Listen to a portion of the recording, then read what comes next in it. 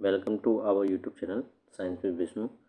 आज हम जो कवर करने वाले हैं वो हमारे पास कुछ इंपॉर्टेंट टॉपिक्स हैं दोनों सब्जेक्ट के, बायोलॉजी के और केमिस्ट्री के। ठीक है, क्लास 10th के लिए, जो कि हर साल सीबीएसई में क्या होते हैं, रिपीट होते हैं। ठीक, आई होप आपने चैनल को क्या कर लिया होगा, सब्सक्राइब कर लिया होगा, और वीडियो अगर अच्छी लगे तो लाइक भी प्रेस कर देना। ठीक, ज़्यादा देर नहीं लगाएंगे और हम क्या करते हैं, टॉपिक्स को कवर करते हैं। ठीक, इसमें पहला टॉपिक आपको दे रखा होगा हार्मोन से। ठीक है, हार्मोन मतलब कि एनिमल्स में जो हार्मोन केमिकल कोऑर्डिनेशन का काम जो करते हैं वो आपको दे रखा है। ठीक है, इसमें सबसे पहला ग्लैंड आपको दे रखा है पिट्यूटरी, और इसका क्या पूछा जाएगा आपसे, फंक्शन पूछा जाएगा। ठीक है, मतलब कि कौन सा हार्मोन रिलीज करता है और उस हार्मोन का क्या होता है, फंक्शन क्या होता है, और इन केस अगर किसी हार्मोन की डिफिशियंसी हो जाती है तो उस केस में कौन सी डिसीज हो जाती है। ठीक है, ये तीन चीज़ें ही हमें क्या करनी है, इसमें कवर करनी है। ठीक है, तो पिट्यूटरी ग्रोथ हार्मोन सीक्रेट करता है, रेगुलेट करता है मतलब ग्रोथ। अगर ज़्यादा सीक्रेट हो जाता है तो इंसान हो जाएगा टॉल। ठीक है, और कम सीक्रेट हो जाता है तो हो जाता है डॉर्फ। ठीक है, अगली चीज़ जो है, मतलब इसमें लोकेशन पूछी जाती है, तो लोकेशन कहाँ होती है, हमारे ब्रेन में होती है। ठीक है, अगला है हमारे पास थायराइड। थायराइड ग्लैंड क्या होता है, ट्रैकिया के दोनों ओर होता है। ठीक है, थ्रोट में।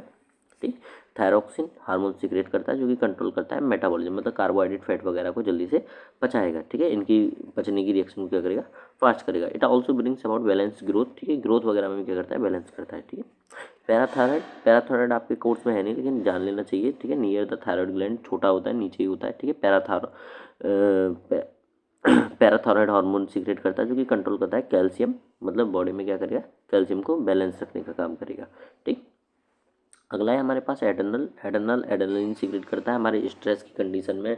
जब हम ज़्यादा ही स्ट्रेस में हो जाते हैं तब हमारे जो अंदर सीक्रेट होता है वो एड्रेनलिन होता है। ठीक है, और इसकी लोकेशन कहाँ होती है, ग्लैंड की आपकी किडनी के ऊपर। ठीक है, सबकी लोकेशन मैंने डाली हुई है। ठीक, किडनी के ऊपर होती है एड्रेनलिन की। ठीक, लेकिन इसमें फॉल्स है क्योंकि इसकी लोकेशन अलग है। ठीक, किडनी के ऊपर होता है कौन सा, एड्रेनल ग्लैंड, जो कि एड्रेनलिन सीक्रेट करता है, जो कि क्या करेगा, प्रिपेयर बॉडी फॉर इमरजेंसी, मतलब कि इंक्रीज करा देगा आपका क्या, बीपी को इंक्रीज कराएगा, मतलब इमरजेंसी में प्रिपेयर रखेगा।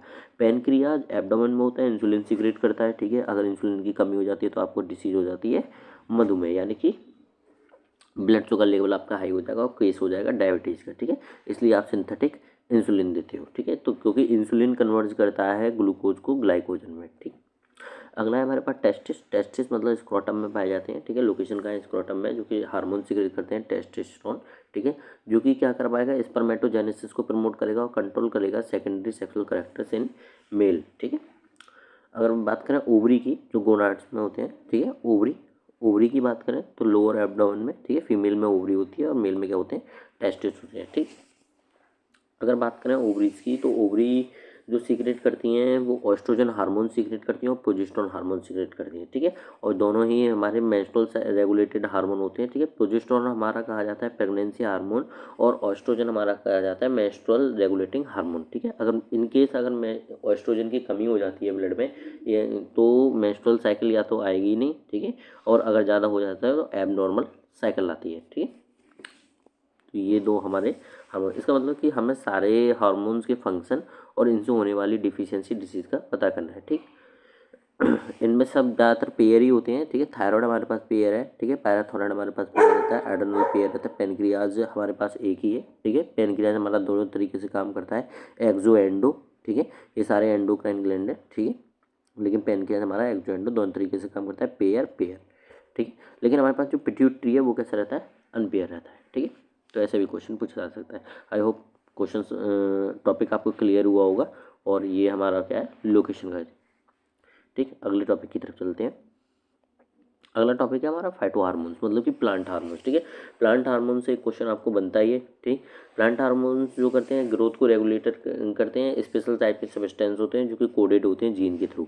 ठीक है, जीन में ही कोडेड होते हैं किसी भी प्लांट के। ठीक, ऑक्सिन है, ऑक्सिन करता है प्रमोट कर, मतलब इलोंगेशन ऑफ क्या करवाएगा, आपका स्टेम का इलोंगेशन करवाएगा। ठीक है, सेडी साइड पे वर्क करता है हमेशा। ठीक है, गैबरलिन्स क्या करता है, आपका जो सेल होती है उनको क्या करवाएगा, उनकी ग्रोथ करवाएगा। ठीक है, स्टेम वगैरह की क्या करवाएगा, ग्रोथ करवाएगा, मतलब इलोंगेशन ऑफ सेल, इसका भी काम सेल डिवीजन से रिलेटेड है। ठीक, साइटोकाइनिन प्रमोट करता है सेल डिवीजन को। ठीक, लेकिन दो हमारे पास इनिबिटर होते हैं ठीक है, इथाइलिन और एब्सिक्सिक एसिड दोनों ही क्या करेंगे, इस ग्रोथ को इनिबिट करेंगे। तो आपके क्वेश्चन ऐसे ही बन सकते हैं, इनिबिट कौन करता है और प्रमोट कौन करता है ग्रोथ को, ठीक है, या फिर इनके अलग अलग आपके क्या पूछ लिया जाए, फंक्शन पूछ लिया जाता है, ठीक है। इथाइलिन का काम आप किस में करते हो, फ्रूट वगैरह पकाने में करते हो, ठीक है। अगला टॉपिक है हमारा asexual reproduction. Asexual reproduction in plants की बात करें या फिर एनिमल्स की बात करें, इनसे एक क्वेश्चन आना है, सीधे सीधे एग्जाम्पल पूछ लिया जाता है, ठीक है, या फिर पूछ लिया जाएगा वेजिटेटिव प्रोपोगेशन में कि आपको सेम काइंड ऑफ प्लांट उगाना है, ठीक है, तो कौन से टाइप का रिप्रोडक्शन आप यूज़ करोगे, तो उसमें हम करेंगे वेजिटेटिव रिप्रोडक्शन, ठीक है, क्योंकि वेजिटेटिव रिप्रोडक्शन में वेजिटेटिव पार्ट से आप क्या करते हो, रिप्रोड्यूस करवाते हो प्लांट को, जिसमें वेजिटेटिव पार्ट्स होते हैं लीफ, स्टेम और रूट, ठीक। आई होप सबके एग्जाम्पल आपको पता होंगे। लीफ का ब्रायोफिल्म होता है, पोटैटो और जिंजर आपके स्टेम के होते हैं, और रूट का एग्जाम्पल होते हैं कैरेट और रेडिश, ठीक है। तो इनसे इनको काट के लगा देते हैं हम, कभी कभी फॉल हो जाती है लीफ, तो इनसे नया प्लांट बन जाना क्या कहलाता है, वेजिटेटिव प्रोपोगेशन कहलाता है, ठीक है। दो टाइप और होते हैं, अगर इसके टाइप देखें तो कटिंग और ग्राफ्टिंग कही जाती है, ठीक। और भी टाइप होता है, लेयरिंग होती है, ठीक। तो ये इसके टाइप होते हैं, लेकिन एडवांटेज पूछे जाते हैं और डिसएडवांटेज पूछे जाते हैं आपसे वेजिटेटिव प्रोपोगेशन के, ठीक है, सेक्सुअल रिप्रोडक्शन के ऊपर, ठीक है, कि सेक्सुअल रिप्रोडक्शन से मतलब वेजिटेटिव प्रोपोगेशन के क्या फ़ायदे हैं। तो वेजिटेटिव प्रोपोगेशन में प्योर प्रोजेनी बनती है, ठीक है, इसमें जब आपने कुछ चेंज ही नहीं किया तो इसका मतलब प्योर प्रोजेनी मिलेगी, ठीक। और ये क्या होती है, काफ़ी ज़्यादा तेज़ मतलब प्लांट की ग्रोथ होती है, जो वेजिटेटिव रिप्रोडक्शन से हम ग्रो कराते हैं जो प्लांट, ठीक है, मतलब फ्रूट वगैरह अर्लियर आ जाते हैं उन पर। फ्यूजन आपको मिलता है अमीबा और लेसमेनिया में, ठीक है, अमीबा और लेसमेनिया, ठीक है। कौन सा फ्यूजन मिलता है, बाइनरी फ्यूजन मिलता है, ठीक है, हमारे पास कौन सा मिलता है, बाइनरी फ्यूजन मिलता है अमीबा और लेसमेनिया में, ठीक है। अमीबा 2 भागों में बढ़ जाता है, न्यूक्लियस उसका इक्वल 2 हाफ्स में बढ़ जाएगा, ठीक है, ऐसे लेसमेनिया हमारा 2 हाफ्स में मिल जाएगा। एक हमारे पास मल्टीपल फ्यूजन होता है, वो मिलता है हमारा प्लाज्मोडियम में, ठीक है, प्लाज्मोडियम में, ठीक है, मतलब कि पूरा का पूरा प्रोटोजोआ का ग्रुप चल रहा है हमारे पास, ठीक है। यानी कि प्लाज्मोडियम से जो डिसीज होती है, आपको पता है कौन सी डिसीज होती है, मलेरिया, ठीक है, हो सकता है आपसे पूछी जाए, मलेरिया डिसीज होती है, ठीक। उसके बाद हमारे पास बडिंग है और फ्रेगमेंटेशन हमारा स्पायरोगायरा में होता है, स्पायरोगायरा में होता है, ठीक है। एक हमारे पास स्पायरोगायरा होता है, ठीक है, जो पॉन्ड्स वगैरह में आपको ग्रीन कलर का पॉन्ड का कलर दिखाई देता है, वो स्पायरोगायरा की वजह से दिखता है, ठीक है। बडिंग आपकी ईस्ट में होती है, ठीक है, एक एक्सेसिव ग्रोथ की वजह से क्या सेल की ग्रोथ हुई है, उसकी वजह से बड निकल आई है, उसको बडिंग बोलेंगे, ठीक है। और आपकी हाइड्रा में होती है, ठीक है, हाइड्रा ऑर्गेनिक, ठीक है। रीजनरेशन का एग्जांपल आपका प्लेनेरिया होता है, ठीक है।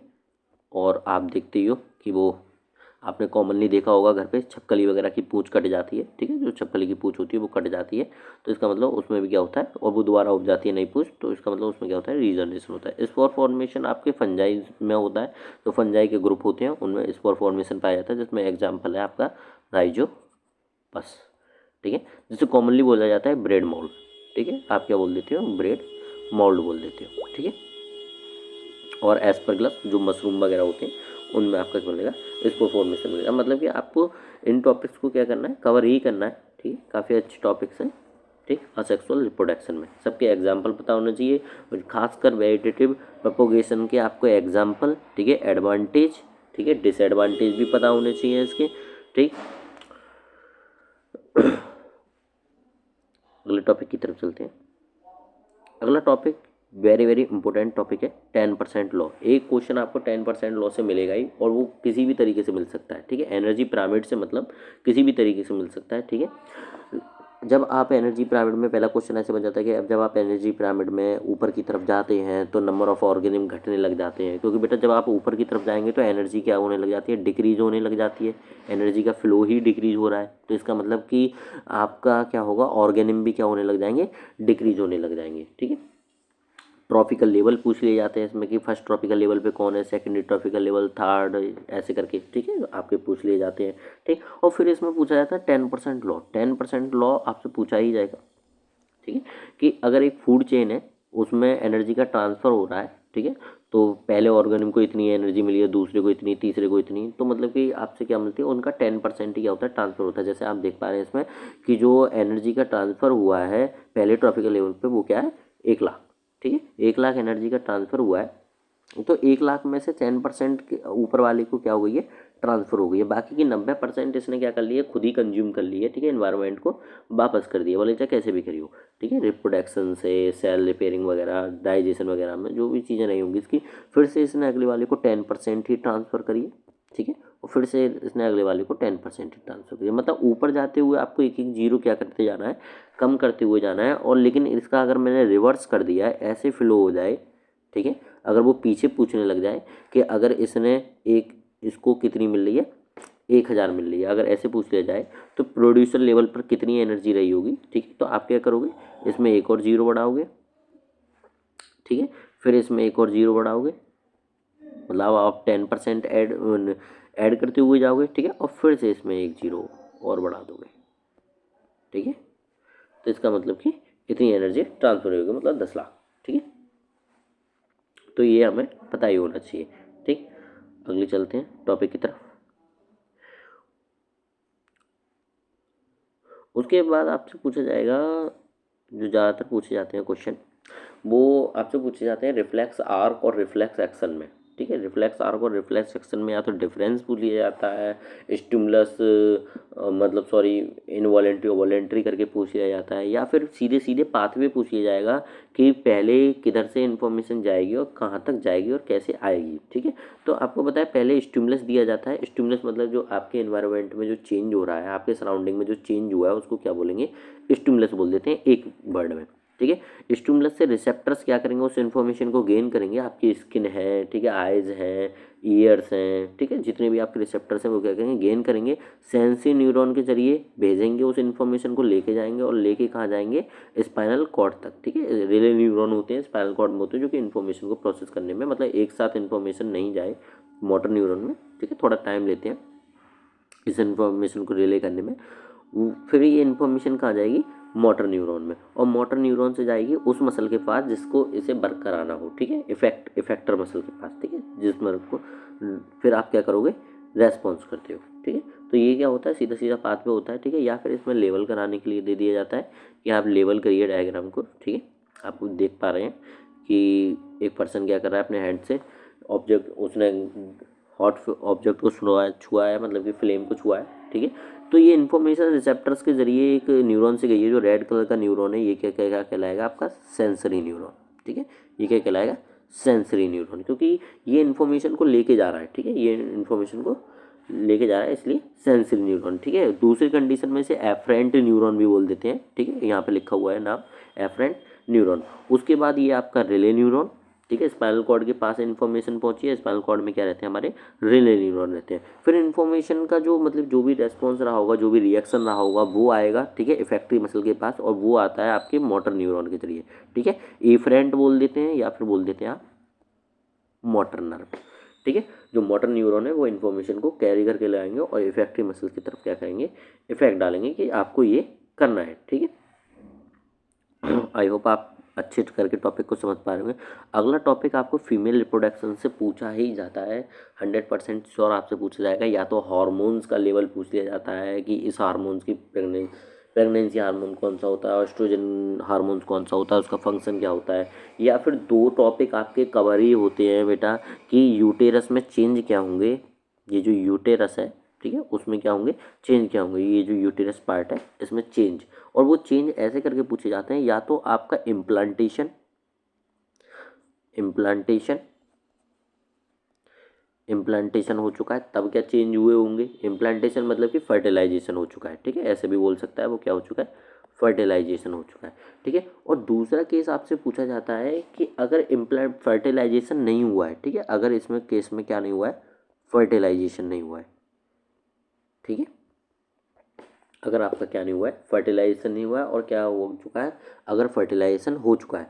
दोनों की डिफाइन आपको पता होना चाहिए। अगर इम्प्लांटेशन हो चुका है, फर्टिलाइजेशन हो चुका है, तो इसका मतलब कि दोनों हार्मोन का लेवल फीमेल के अंदर, मतलब दोनों नहीं लेकिन प्रोजेस्टेरोन का लेवल क्या रहता है, हाई रहता है इस हार्मोन का, प्रोजेस्टेरोन को हम बोलते हैं प्रेगनेंसी हार्मोन। इसका लेवल क्या रहेगा, हाई रहेगा, और ये क्या नहीं आने देगा फीमेल में, मेंस्ट्रुअल साइकिल नहीं आने देगा, ठीक है। तो इसका मतलब कि प्रोजेस्टेरॉन का लेवल हाई रहेगा, मेंस्ट्रुअल साइकिल नहीं आएगी, फर्टिलाइजेशन हो चुका है तो। और बेटा दूसरी बात ये रहेगी कि एस्ट्रोजन का लेवल थोड़ा बहुत हाई रहता है, ठीक है।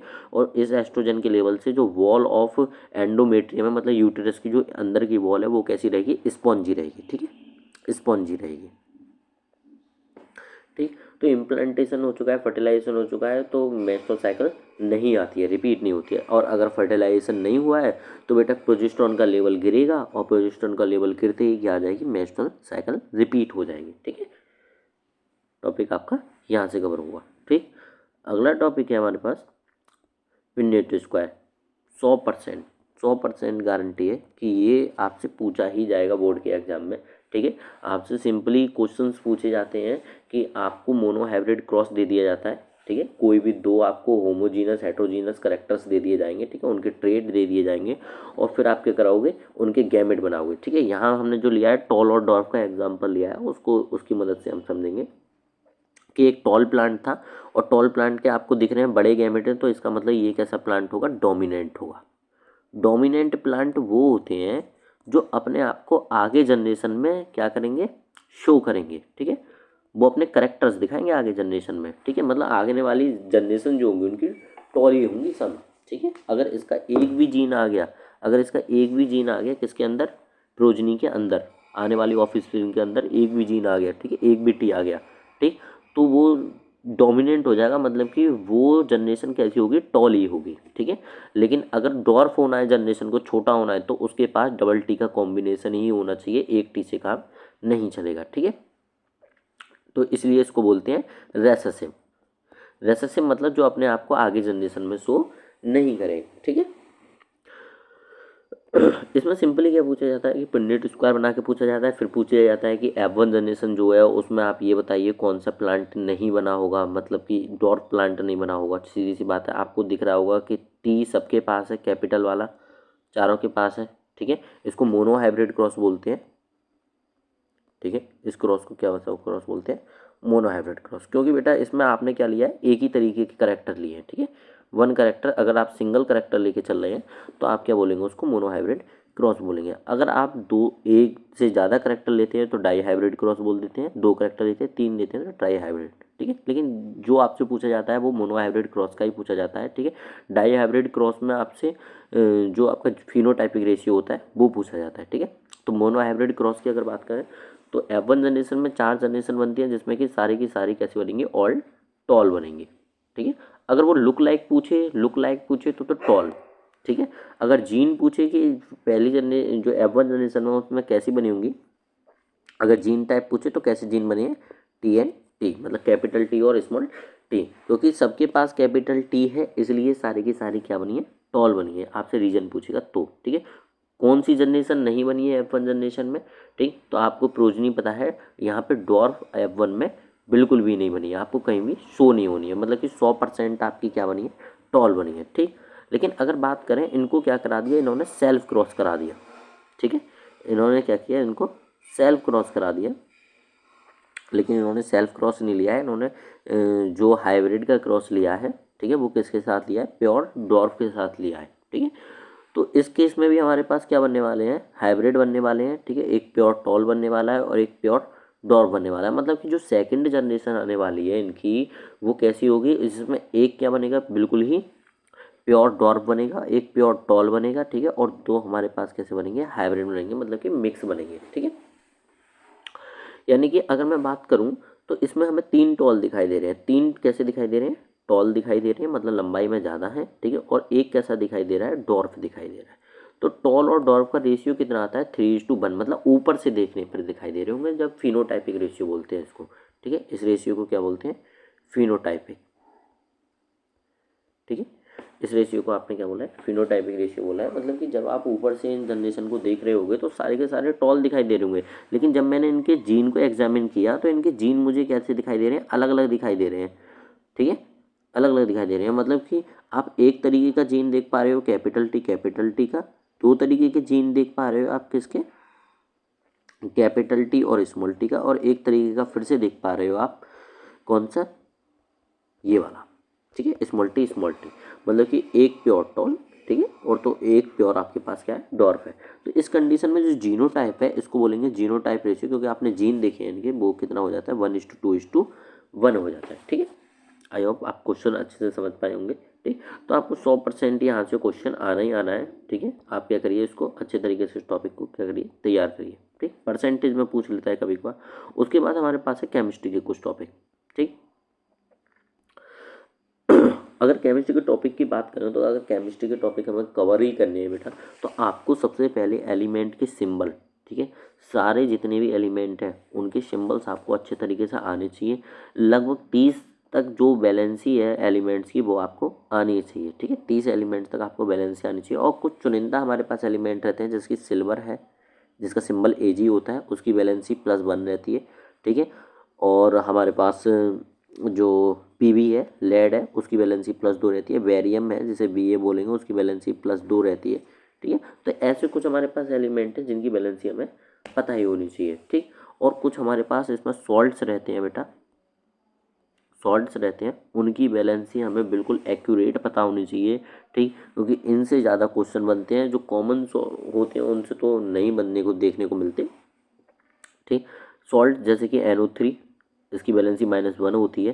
ठीक है, CO3 कार्बोनेट सॉल्ट, इसकी बैलेंसी -2 होती है। ठीक है, SO4 इसकी बैलेंसी -2 होती है। ठीक है, आई होप आपको बैलेंसी कंबाइन करके कंपाउंड फॉर्मेशन आता होगा, क्योंकि यही सबसे ज़्यादा इंपॉर्टेंट है। अगर आप कंपाउंड बनाना जानते हो तो एक बार को आपको अगर कंपाउंड का नाम बता दिया जाए तो आप क्या कर सकते हो, उसे फॉर्म कर सकते हो। ठीक है, जैसे Ag का अगर मैंने कार्बोनेट के साथ में क्या बनाया, कॉम्बिनेशन बनाया, तो Ag आपको पता है कार्बोनेट की, Ag की 1 यूनिट लेनी पड़ेगी और कार्बोनेट की 2 यूनिट, मतलब AgCO3 का होल ट्वाइस, सॉरी गलत बना दिया हमने।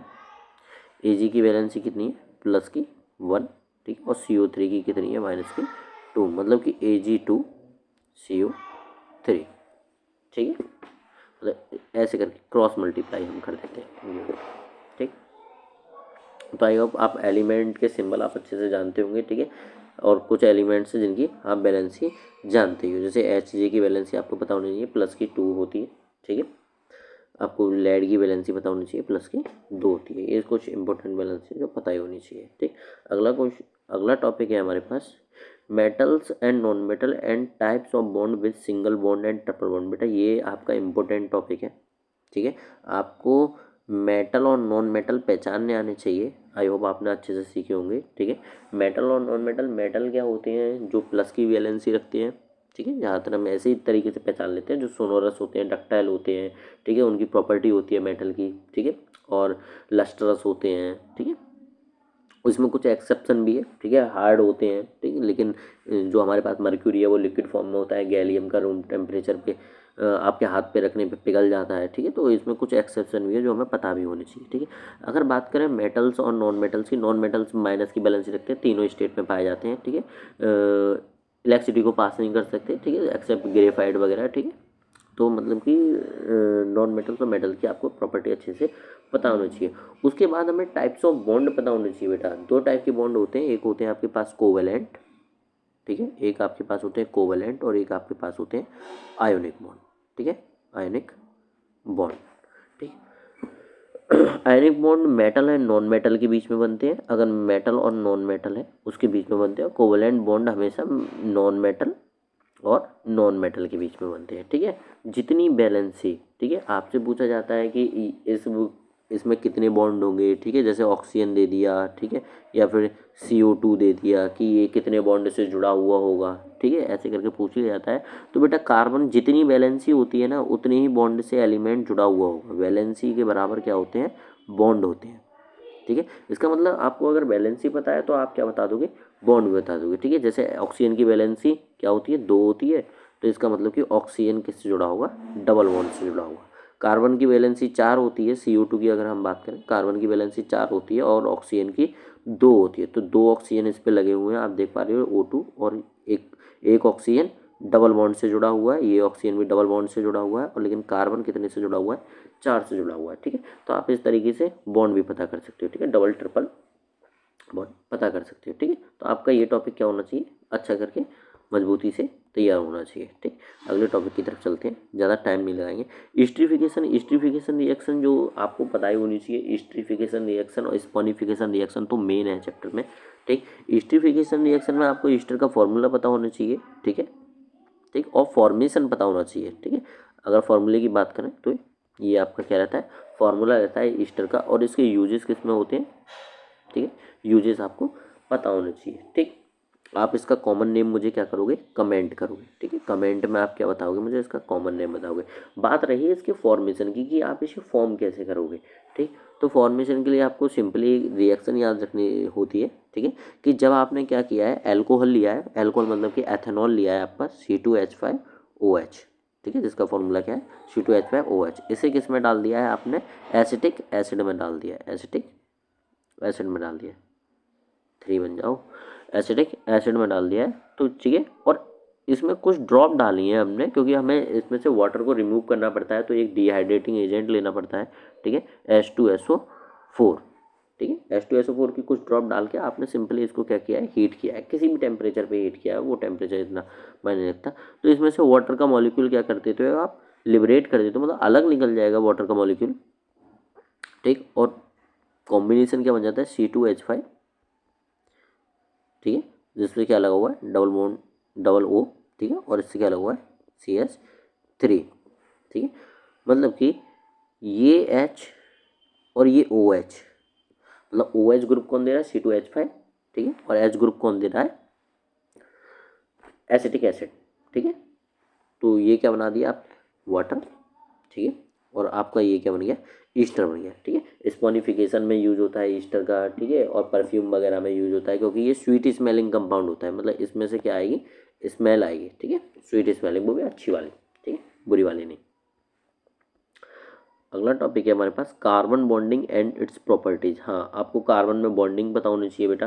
ठीक है, कि कार्बन में कितने बॉन्ड होते हैं, आपको पता है एक कार्बन 4 बॉन्ड से जुड़ा होगा। ठीक है, क्योंकि आपसे इसमें कार्बन की बैलेंसी पूरी कराई जाती है, चेन बनवाई जाती है कार्बन की, मैथेन एथेन नाम दे दिए जाते हैं।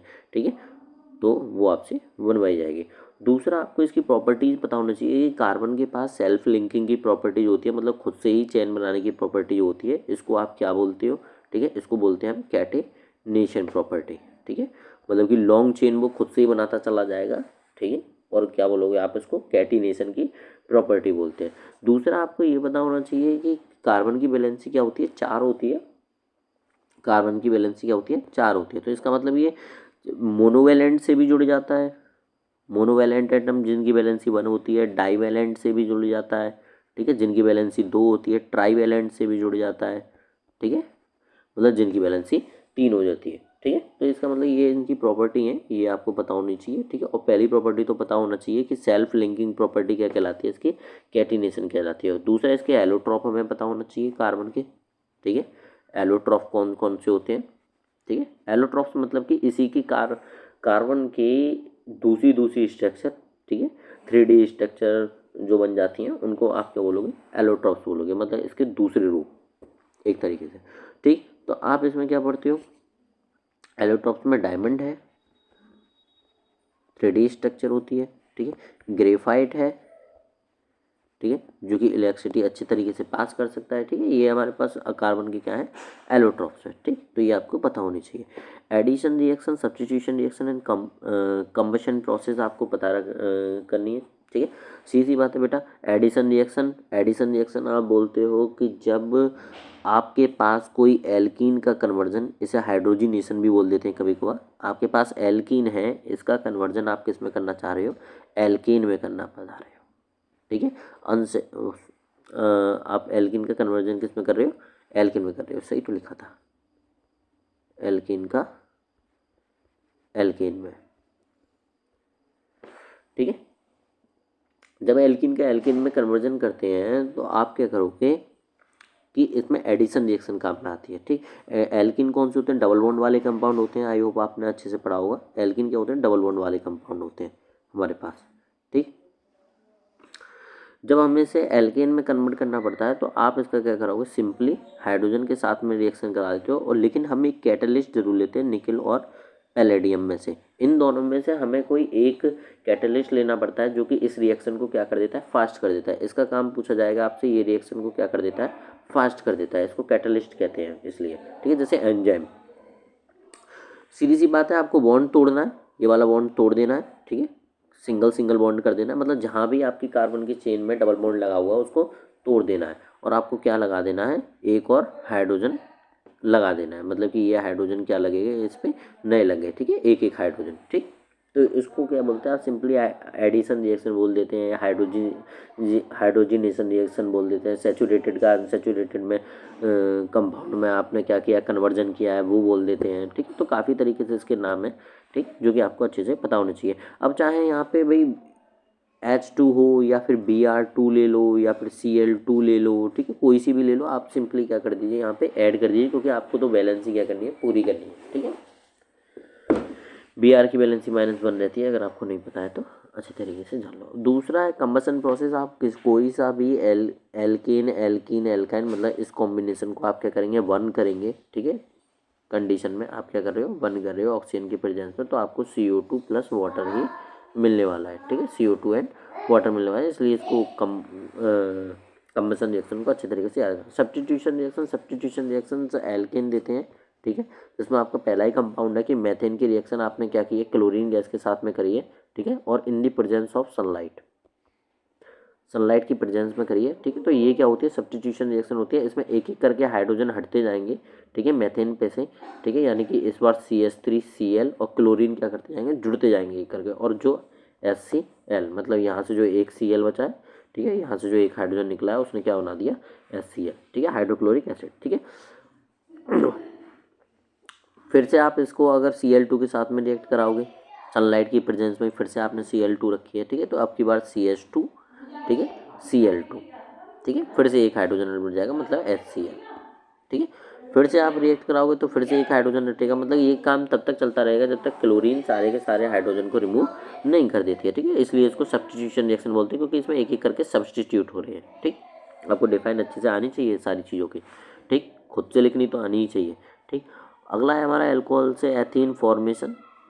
एल्कोहल से एथीन का फॉर्मेशन बेटा C2H5OH, एल्कोहल है हमारे पास, एल्कोहल की प्रॉपर्टीज में हम पढ़ेंगे, ठीक है। H2SO4 हमने क्या लिया है, डिहाइड्रेटिंग एजेंट लिया है, ठीक है, मतलब ये डिहाइड्रेटिंग एजेंट की तरह काम करता है। 443 या ऐसी कुछ केल्विन पे हम क्या कर देते हैं, इसे हीट कर देते हैं नॉर्मली H2SO4 डालकर, तो इसमें से पूरा का पूरा पानी रिमूव हो जाता है। डिहाइड्रेटिंग एजेंट क्या रिमूव करते हैं, वाटर को रिमूव करते हैं, मतलब जो भी चीज़ें उसको क्या करते हैं, रिमूव करते हैं, ठीक। और बेटा जब आपको पता है यहाँ से अगर एक H में कम कर दूँ, आप ये देखिए, अगर मैं यहाँ से एक H कम कर दे रहा हूँ, क्योंकि H2O बनने के लिए ये OH है, जो एल्कोहल OH देगा, ठीक है, और एक H भी जुड़ेगा इसके साथ में, जो कि C2H5 से ही मिल सकता है, ठीक है।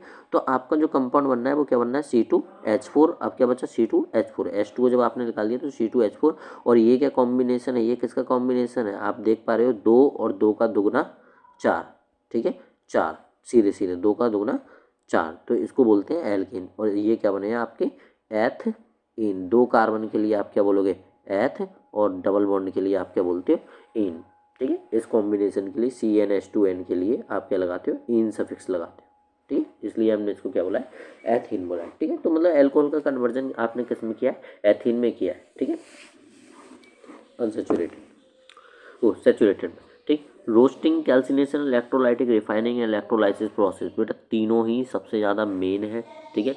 आपको रिएक्टिविटी सीरीज याद करके, रिएक्टिविटी सीरीज में ये पता होना चाहिए कि कौन सी चीज़ों का हम इलेक्ट्रोलाइटिक रिफाइनिंग करते हैं, कौन सी चीज़ों में हम इलेक्ट्रोलाइसिस प्रोसेस करते हैं, कैल्सिनेशन किस में करेंगे, रोस्टिंग हम किस में करेंगे, ठीक है, अगर हमें प्योर मेटल ऑब्टेन करनी हो और से, ठीक।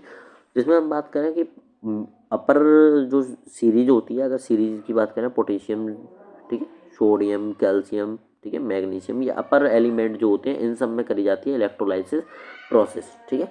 आप सिंपली इनका सॉल्यूशन बनाओगे, क्योंकि ये काफ़ी ज़्यादा रिएक्टिव मेटल होते हैं, हाईली रिएक्टिव मेटल कहते हैं इन्हें। इनका सिंपली आप सॉल्यूशन बनाओगे, इसमें इलेक्ट्रिसिटी पास करोगे, आप क्या करोगे, इलेक्ट्रोलाइटिक प्रोसेस करोगे, ठीक। लेकिन रोस्टिंग और कैल्सिनेशन की बात करें तो ये middle of the reactivity series करी जाती हैं, जैसे कि जिंक हो गया, आपका कॉपर हो गया, ठीक है, Fe हो गया, ठीक है, इन सब के केस में करी जाती हैं, ठीक, और Hg हो गया, ठीक। तो इन सब के केस में आपको क्या करी जाती है, सॉरी, रोस्टिंग और कैल्सिनेशन करी जाती है। आई होप आपको रोस्टिंग पता होगा। रोस्टिंग हमेशा सल्फर ओर के साथ में करी जाती है अगर सल्फर की इम्प्योरिटीज़ हैं ओर में, ठीक है। और कैल्सिनेशन आपकी करी जाती है अगर कार्बोनेट की प्रॉपर्टीज़ हैं ओर में, ठीक है, मतलब CO3 की प्रॉपर्टीज़ हैं ओर में, ठीक है। इलेक्ट्रोलाइटिक रिफाइनिंग में आपको सबसे ज़्यादा मेन ये याद रखना है कि आप इलेक्ट्रोलाइट कौन सा लोगे, ठीक है बेटा। जिस मेटल की इलेक्ट्रोलाइटिक रिफाइनिंग करनी हो उसी मेटल का क्या लोगे आप, इलेक्ट्रोलाइट लोगे, ठीक है। जिस भी मेटल की करनी हो, Zn की करनी हो तो ZnSO4 लोगे, ठीक है, मतलब जिस मेटल का करना हो उसी का क्या लोगे आप, सॉल्ट सॉल्यूशन लोगे, ठीक है, इलेक्ट्रोलाइट की तरह, ठीक। आप कैथोड एनोड लगा के करते हो, ठीक है। कैथोड पे क्या मिलती है, हमेशा आपको प्योर मेटल मिलती है, मतलब माइनस पॉइंट पे क्या मिलती है, प्योर मेटल मिलती है। और प्लस पॉइंट मतलब एनोड पे क्या मिलती है, इम्प्योर मेटल होती है। मतलब आप प्लेटें ले लेते हो इम्प्योर और प्योर की, ठीक। तो आई होप अच्छे से समझा होगा आपने। अगला है हमारा topic 6 topic, reactivity series and different metal reaction with water. सबसे ज़्यादा इंपॉर्टेंट क्वेश्चन, आपसे एक क्वेश्चन ज़रूर पूछना है उससे रिएक्टिविटी सीरीज में। हो सकता है वो डिक्रीजिंग इंक्रीजिंग ऑर्डर लगवा ले रिएक्टिविटी सीरीज का, इसलिए आपको रिएक्टिविटी सीरीज याद होनी चाहिए, ठीक है। Please stop calling me A zebra, I like her, so call me A smart God, ठीक है। तो आपको रिएक्टिविटी सीरीज अच्छे से आनी चाहिए, ठीक। एक्टिविटी सीरीज डिफरेंट मेटल की रिएक्शन, मतलब कि आपको डिफरेंट मेटल की रिएक्शन पता होनी चाहिए वाटर के साथ में, ठीक है। जैसे कि अगर बात करें पोटेशियम और सोडियम की, तो बेटा ये कोल्ड वाटर के साथ में काफ़ी ज़्यादा एक्सोथर्मिक रिएक्शन देते हैं, ठीक है, ठीक। रिएक्शन ड्राइव करनी भी आनी चाहिए, ठीक है। जैसे Na को आप किस में डालोगे, वाटर में डालोगे, ठीक है। तो आपको पता है NaOH प्लस H2, ठीक है, हाइड्रोजन गैस इवॉल्व करेगा, ठीक है। और बाद में से बैलेंस करना भी आना चाहिए, मेन है, ठीक है। तो यानी कि डिफरेंट मेटल की रिएक्शन है, ठीक है, कोल्ड वाटर के साथ में, ठीक है। जैसे कि हॉट वाटर के साथ में अगर बात करें तो मैग्नीशियम देता है, सॉरी, हॉट वाटर के साथ में कौन देता है, मैग्नीशियम देता है, ठीक है, ठीक। कैल्शियम नॉर्मल वाटर के साथ में भी देता है, हॉट वाटर के साथ में भी दे देता है, ठीक है। एक्सोथर्मिक रिएक्शन होती है, ठीक है। कैल्शियम से एक बहुत ही बढ़िया क्वेश्चन मुझे याद आया, ठीक है। कैल्शियम ऑक्साइड, ठीक है, इसमें CaOH का होल ट्वाइस, क्या मतलब कैल्शियम हाइड्रोक्साइड, ठीक है। और आपको CaCO3, तीनों में आपको डिफरेंस पता होना चाहिए, ठीक है। ये कह रहे हैं इसके कॉमन नाम ज़्यादा पूछे जाते हैं। इसको बोलते हैं क्विक लाइम, ठीक है। इसको बोलते हैं आप लाइम वाटर, क्योंकि इसमें OH ग्रुप है तो आप सीधे समझ जाइए यही वाटर है, ठीक है। और इसको बोलते हैं कैल्शियम कार्बोनेट, ठीक है। ये सॉरी कॉमन नाम की बात चल रही है, तो इसमें बोलते हैं हम लाइम स्टोन, ठीक है। तीनों ही लाइम से हैं, ठीक है, इसलिए बच्चा कंफ्यूज होता है, ठीक, ठीक। तो और बात करें जैसे कि अगर गैसियस फॉर्म की बात करें वाटर की, अगर गैसियस फॉर्म ले लिया तो उसके साथ में Fe और एल्युमिनियम की रिएक्शन आपकी मेन है, ठीक है। जो आपने H2O लिया है वो कैसा लिया है, गैसियस फॉर्म में लिया है, ठीक है। आपने कैसा लिया है, गैसियस फॉर्म में लिया है, ठीक है। गैसियस फॉर्म में जब Fe से गैस पार मतलब स्टीम पार कराते हैं, स्टीम के साथ में रिएक्शन करवाते हैं Fe की, तो Fe3O4, ठीक है, Fe3O4 बनता है हमारा, ठीक। और इस केस में हमारे पास बनता है एल्युमिनियम का ऑक्साइड Al2O3, ठीक है। मतलब ये क्या कही जाती है, इनकी रिएक्टिविटी घटाई जाती है, ठीक। अगला जो टॉपिक है हमारे पास, colour of indicator with acid and base, ठीक है। कलर ऑफ इंडिकेटर्स पूछे गए हैं एसिड और बेस के साथ में, ठीक। नॉर्मल से आपके इंडिकेटर होते हैं, जैसे कि आपने लिटमस सुना होगा, ठीक है। लिटमस एसिड के साथ में कैसा कलर देता है, रेड कलर का देता है, ठीक है। और बेस के साथ में कैसा देता है, ये एसिड के साथ में और बेस के साथ में ब्लू देता है, बी से ब्लू और बी से बेस। एक सिंपल सा फंडा है याद करने का, ठीक है। और लिटमस पेपर जो होता है उसका खुद का ही कलर कैसा होता है, अगर लिटमस सॉल्यूशन की बात करें, लिटमस सॉल्यूशन की बात करें, उसका खुद का कलर कैसा होता है, तो ये होता है पर्पल कलर का, ठीक है, पर्पल वायलेट कलर का होता है, ठीक है। फिनोल पिथैलिन एक आपसे पूछा जाता है, फिनोल पिथैलिन, ठीक है। ये हमारे पास है इंडिकेटर, ठीक है, कलर चेंजेबल इंडिकेटर है, ठीक है। तो इसका मतलब फिनोल पिथैलिन पे अगर आप क्या डालोगे, एसिड डालोगे तो कोई कलर नहीं देता है। अगर एसिड का केस है तो कोई क्या नहीं आएगा, कलर नहीं आएगा। लेकिन आपने बेस डाला तो इसका कलर कैसा हो जाता है, पिंक हो जाता है, ठीक है। आज मैं इसकी एक वीडियो अपलोड करने वाला हूँ, ठीक है। मैंने फिनोल्फिथैलिन का कलर चेंज किया है, ठीक है, पिंक कलर का देता है किसके केस में, बेस के केस में, ठीक। टर्मेरिक है, नेचुरल इंडिकेटर पूछा जा सकता है आपसे, टर्मेरिक है, टर्मेरिक आप मुझे बताएंगे टर्मेरिक में कौन सा एसिड फाउंड होता है, ठीक है, कमेंट करके। टर्मेरिक में जो आपका जो कलर आता है, ठीक है, अगर एसिड की बात करें तो कोई कलर नहीं देता, एसिड कोई भी कलर नहीं देता। लेकिन अगर वही बात करें बेस की, ठीक है, तो ये रेड कलर देता है, मतलब रेडिश ब्राउन भी बोल देते हैं कभी कभार, ठीक है, रेडिश भी बोल देते हैं, ठीक, लेकिन आपको पता होना चाहिए रेडिश कलर नहीं, ठीक। और ये खुद कैसा होता है, येलो, ठीक है। फिनोल्फिथैलिन कलरलेस होता है, ठीक है, फिनोल्फिथैलिन कलरलेस होता है। इनके इंडिकेटर कलर भी आपको पता होना चाहिए, ठीक। उसके बाद हमें थोड़ा एक और OUS सफिक्स में डिफरेंस पता होना चाहिए, ठीक है। सॉल्ट वगैरह की बैलेंसी मैंने आपको बताई दी है, ठीक है। NO3 वगैरह ये जो सॉल्ट बताए थे कि -1 CO3 -2 सल्फेट की बैलेंसी कितनी होती है, -2 होती है, ठीक है। फॉस्फेट की बैलेंसी आपकी -3 होती है, ठीक। तो ये आपको बैलेंसी पता होनी चाहिए क्योंकि इनका ही कॉम्बिनेशन आपके साथ में, ठीक। कुछ हमारे पास सॉल्ट होते हैं जिनके कलर भी हमें पता होना चाहिए, जैसे CuSO4 है, ब्लू कलर का रहता है, ठीक है। FeSO4 है, ग्रीन कलर का रहता है, ठीक, ये हमको पता ही रहना चाहिए, ठीक है। ZnSO4 है, ठीक है, ये कलरलेस रहता है, ठीक है। BaSO4 है, उसकी तो डबल डिस्प्लेसमेंट रिएक्शन भी है आपके चैप्टर में, BaSO4 है, इसको PPT भी बोल देते हैं कि PPT रिएक्शन में बनता है, ठीक है। तो ये कैसा रहता है, वाइट कलर का, ठीक है, ये वाइट कलर का रहता है, ठीक। तो ये हमारे पास कुछ सॉल्ट होते हैं जिनके हमें पता ही होने चाहिए कि कलर कैसे रहते हैं, ठीक। अब एक और OUS का कंसेप्ट हम समझ लेते हैं, ठीक। एक हम सफिक्स यूज करते हैं किसी में, जैसे क्यूप्रिक और क्यूप्रस, ठीक है, दो वर्ड लगे होते हैं जैसे फेरिक और फेरस, ठीक। एक लगा हुआ है आपका OUS। तो आप सीधे सीधे समझ जाइए, ये हमेशा वर्ड उसी में आते हैं, उन्हीं एलिमेंट्स में आएंगे जिनकी बैलेंसी एक से ज़्यादा होती है, मतलब कि कभी +1 होती है, कभी +2 होती है, +3 भी बैलेंसी देता है। तो ऐसे कॉम्बिनेशन मेटल के साथ में आप एक या OUS का यूज करते हो, ठीक। एक वर्ड जो हम लगाते हैं वो ज़्यादा बैलेंसी के लिए लगाते हैं, मतलब कि बैलेंसी क्या हो, ज़्यादा हो, ठीक है, मोर वैलेंसी, ठीक। और OUS हम लगाते हैं लेस वैलेंसी के लिए, अगर किसी मेटल की वैलेंसी क्या है, कम है, ठीक है, किसी कंपाउंड में मेटल की वैलेंसी कम है तो आप लगाओगे OUS, किसी मेटल के कंपाउंड में मेटल की वैलेंसी ज़्यादा है तो उसमें लगेगा एक, ठीक है। सपोज एक एग्जांपल देखते हैं इसका, हमारे पास सबसे बढ़िया एग्जांपल है, ठीक है, कॉपर CuO बनाया हमने, कॉपर ऑक्साइड भी बनाया, ठीक है, और इसको भी आप क्या बोलोगे, कॉपर ऑक्साइड ही बोलोगे, कॉपर का ऑक्साइड, ये भी कॉपर का ऑक्साइड है, ठीक। लेकिन आप यहाँ देख पा रहे हो इसकी बैलेंसी -2 है और इसकी बैलेंसी भी -2 है, ऑक्सीजन की तो फिक्स है, ठीक। लेकिन यहाँ पे कॉपर की वैलेंसी +2 है, लेकिन यहाँ पे 2 कॉपर लिए गए हैं तो एक कॉपर की वैलेंसी कितनी है, +1 है। तो यहाँ पर जो लेस वैलेंसी है उसके लिए आप लगाओगे क्यूप्रस, OUS सफिक्स लगाओगे, ठीक है। और यहाँ ज़्यादा वैलेंसी के लिए आप लगाओगे क्यूपरिक, ठीक। आई होप आप समझ गए होंगे कि क्यूपरिक और क्यूप्रस में क्या डिफरेंस रहता है, ठीक है। ऐसे फेरस और फेरिक में क्या डिफरेंस रहता है, फेरिक +3 वैलेंसी का होता है और फेरस +2 वैलेंसी होती है हमेशा, ठीक है, ठीक। जैसे फेरस की वैलेंसी आपने कितनी पढ़ी है, +2 भी होती है किसी कंडीशन में और +3 भी होती है कहीं कहीं में, ठीक है। तो यानी कि इसमें हम पढ़ते हैं आपकी क्या, फेरस,